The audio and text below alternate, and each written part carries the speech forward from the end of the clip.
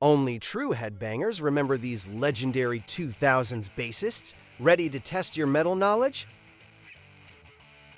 Which bassist joined Tool in the mid-90s and shaped their progressive metal sound through innovative, atmospheric playing on albums like Lateralis, 2001?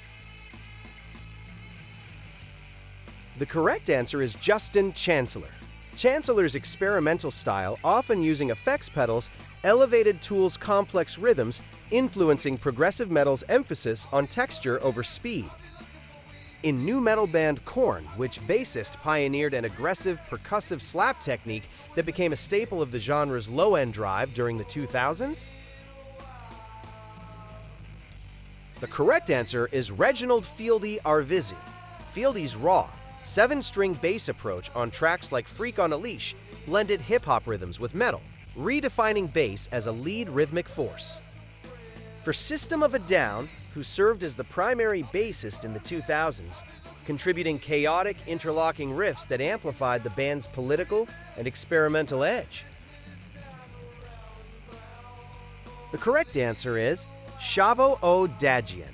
O'Dagian's bass lines, often played on a Gibson Thunderbird, wove seamlessly with guitars on albums like Toxicity, 2001, showcasing metal's potential for melodic dissonance.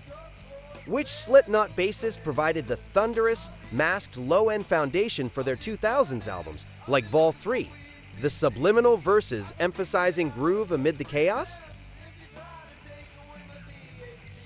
The correct answer is Paul Gray.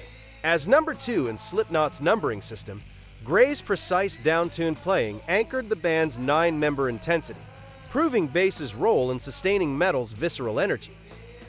In Mudvayne's progressive nu metal style of the 2000s, which bassists used intricate fingerstyle techniques to create polyrhythmic patterns on albums like LD50, 2000?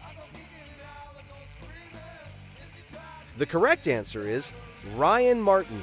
Martini's fluid, almost jazz-like bass on a custom dingwall, as in Dig, highlighted how technical proficiency could add depth to heavy metal's aggression. Trivium's melodic metalcore evolved in the 2000s, with which bassist delivering galloping, thrash-influenced lines on The Crusade, 2006, bridging old school and modern metal?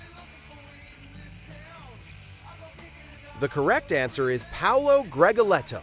Gregoletto's precise, speed metal style on a Music Man Stingray connected Iron Maiden influences to 2000s metalcore, showing bass's power in propelling anthemic choruses. Mastodon's progressive sludge metal in the 2000s relied on which dual-role bassist/vocalist for sludgy, southern-tinged riffs on Leviathan, 2004? The correct answer is Troy Sanders. Sanders' warm, overdriven bass tone via Ampeg amps captured the band's aquatic themes, illustrating how bass can evoke narrative depth in complex metal compositions. Lamb of God's groove metal fury in the 2000s was powered by which bassist, whose chugging, palm-muted style on As the Palaces Burn, 2003, myth-busted the idea that bass is just support? The correct answer is John Campbell. Campbell's aggressive, riff-like bass on a PV-USA model elevated it to co-lead status, debunking myths of bass obscurity and influencing groove metal's rhythmic intensity. Tag that friend who airplays bass to every metal song. Time to test their metal knowledge.